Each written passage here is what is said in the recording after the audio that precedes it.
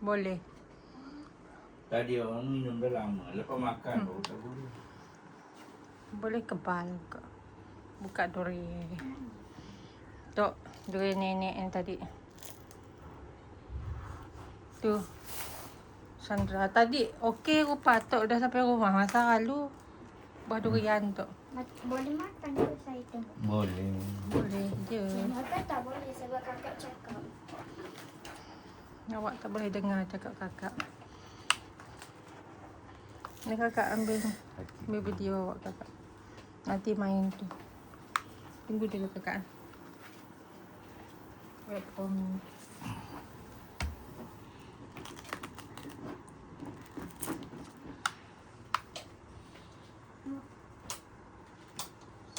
Dah ke buka semua? Dah buka semua.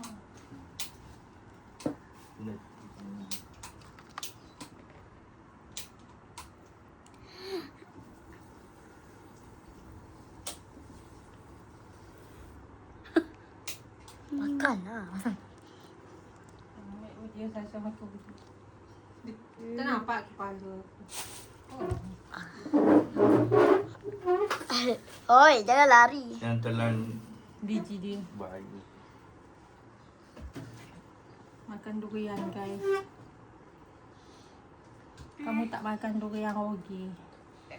Durian ni manis. Tu tengok je. Tu. Jom main durian. Tu durian. Dan plastik bawah tu. Tu.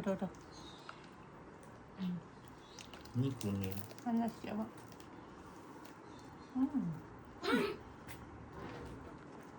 Oi. Nak. Apa benda?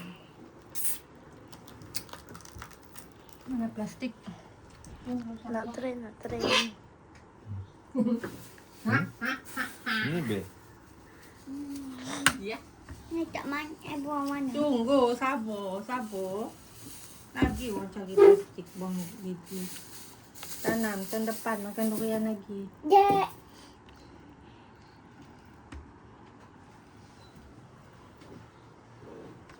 Tunggu.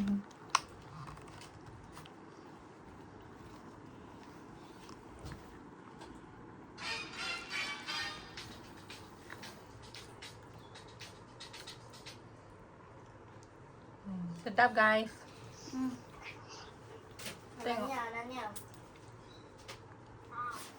Kau ada tak barang yang kau tak guna dalam MM tu? Ada. Aku dah bagi ke barang aku. Durian. Tak. Ya.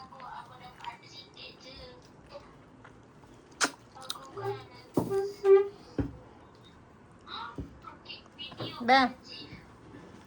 Ni lagi.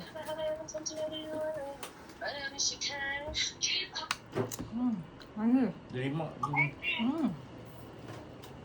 Nyaman tak? Yang oren tu. Hmm. Yang mana? Yang ni. Ni apa kali dia tu? No, okay naman. Okay.